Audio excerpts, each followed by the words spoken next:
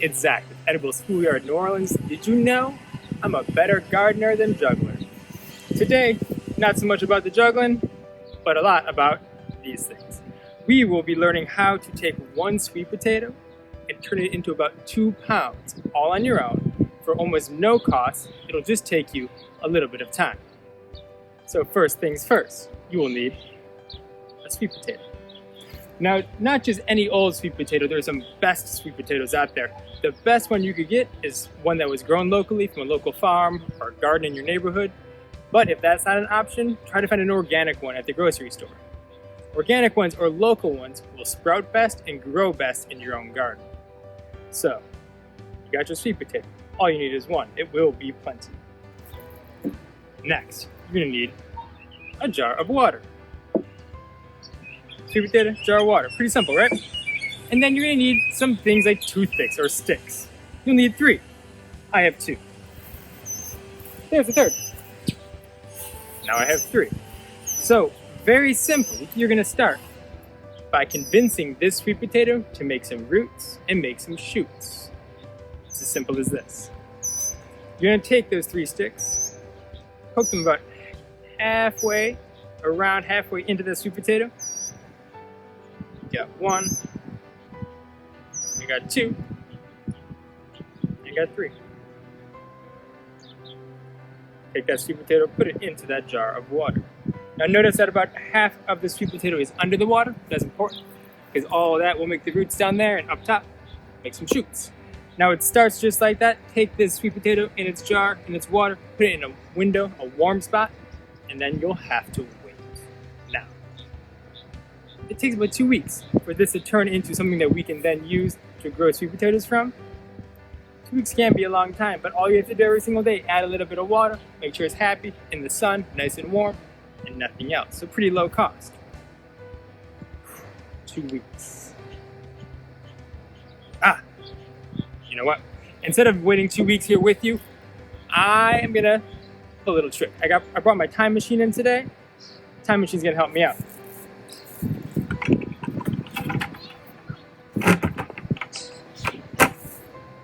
If you don't have one of these time machines, then you wait 2 weeks. But really, you'll probably just wait 2 weeks. So, here's what we're gonna do. We're gonna take our sweet potato in the water with the sticks and put it in my fancy time machine today, just for the sake of learning, and see what happens. All right. Let's see. Let's put the sweet potato here. Time machine on top. And let's see. We're gonna wait for 2 weeks. All right, hope this time machine works today. Now remember, at your house, put that jar with the potato in a nice sunny spot, but let's see if the time machine worked. Are we 2 weeks in the future?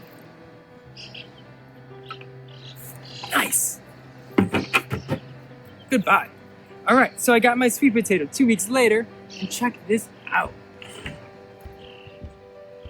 Potato has grown a beard just like Mr. Zach. Really, these are all those fruits that have been growing in the water, and up top we have 1, 2, 3, 4, 5 or 6 beautiful sweet potato shoots. This is what we will need to grow our own sweet potatoes. The next step is very, very simple. You're going to need 2 or 3 of these shoots, and all you have to do is very gently snap it off. Just like that. Do a couple more. I'm gonna go for the biggest. Those are the healthiest, the strongest.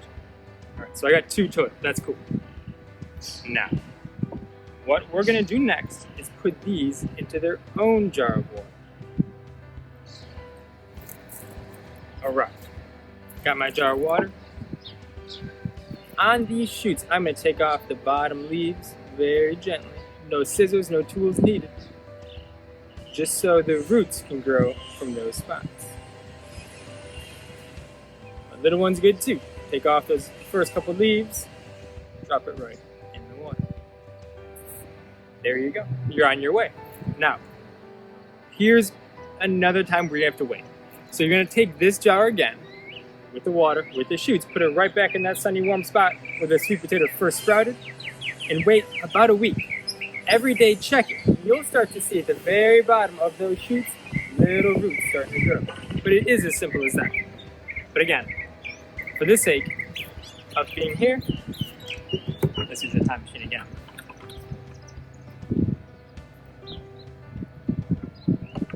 Oh, we still got battery. All right. Let's see. This time, let's just wait 1 week, see what happens.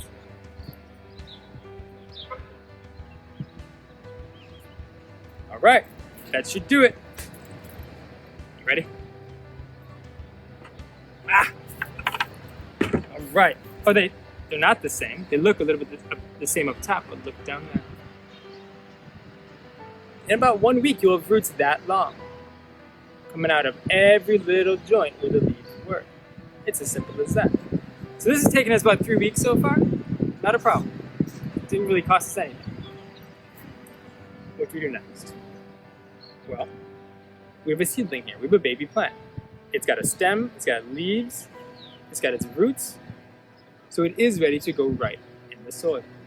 Now, sweet potatoes can be grown right in the ground, or you can be creative and grow them in something like a bucket. Make sure there's some holes in the bottom for drainage, but sweet potatoes like to have loose soil and deep soil, because they are a root that's going to grow underground, so they need some room to grow down below. So you can do it in a bucket, you can do it in the garden. I'm going to show you how to do it in our garden.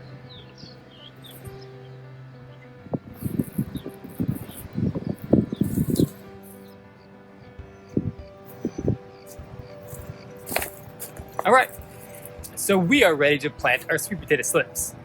These slips do need a little bit of space. In between each slip, in between each plant, you need to leave about 12 inches to 18 inches. If you have a lot of space, you want to grow a lot of sweet potatoes, you have more than one row, in between each row, you need about 3 feet. So they do need a little bit of space, but that's because this is a plant that crawls and vines over the ground. It doesn't get very tall. Also, because we're growing a potato that grows in the soil, deep soil is best. Soil that is loose, soil that drains. So again, you can do it in a container like a bucket or a bin, or you can do it right in the ground. Just make sure that soil is kind of loose and worked. All right, here's how we do it. A sweet potato, since it is again the root, you want to plant these very deep. So all of these roots, and you know what? I'm going to take off this bottom leaf. All of this, 2 to 3 inches, is going to go into the soil and be covered up. So I'm using my trowel, make it a nice deep hole. Those roots can go straight down in there. I'm going to hold it gently as I use that trowel to cover it up. Be gentle with those little slips. So I have one there. I use my trowel, it's about 1 foot long, so 1.5. The next one will go right here. If you want to use your hands, if you're comfortable doing that, that works as well. Because your hand is a great tool. Alright, let's get another one. Again, you're going to take off that bottom leaf and bury it all the way up to that next leaf. A couple inches down.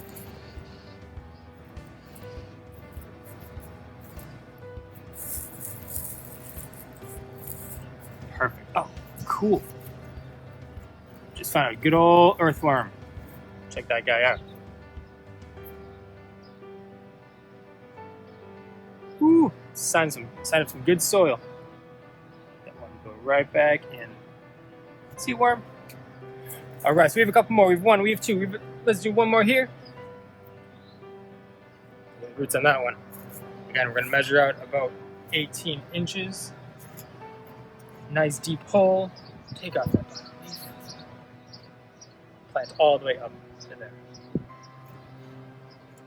And that's about it. Of course, with any seedling, we're going to give it water. We're going to give it lots of water because of those deep roots. Today, tomorrow, maybe for the next week, lots of water. And then they'll start to grow and climb and cover this area. Now, you might think that 3 weeks is a long time just to get a little seedling going, but don't worry, because sweet potatoes love our summer. Unlike some of our other crops, they thrive in that heat. They love the humidity. So you have plenty of time. You easily have 3 weeks to get these slips going, get them rooted, and then get them in the ground, and they will still grow grow like crazy over the summer. They will take about 3 to 4 months before they make potatoes that are good, big enough to eat. So that means if you plant them at the end of May, June, July, you're looking at late August, maybe September, before you have some nice sweet potatoes that are ready to eat. In that meantime, make sure it's weeded and let it crawl all at once. It's a beautiful crop in the summer, and the leaves are totally edible. So throughout the summer, you can be picking those leaves off and cook them down like greens, like a spinach, like a kale, like a collards. They're great nutrients as well. All right, y'all. Let's do our sweet. Before I go, I just want to show you one last thing that I just found. It's right over here on our citrus tree. Now, this little bug can look kind of creepy, can look a little scary. Where is it? But that little guy is the larva of a ladybug. That means that will turn into a ladybug to be a friend of our garden. Now these ladybug larvae, these are one of the biggest friends of our garden because they eat more pests than any other thing in our garden. They eat more than the adult ladybug itself. So if you ever find these in your garden, protect them, save them. They are your friends. They will keep your garden healthy.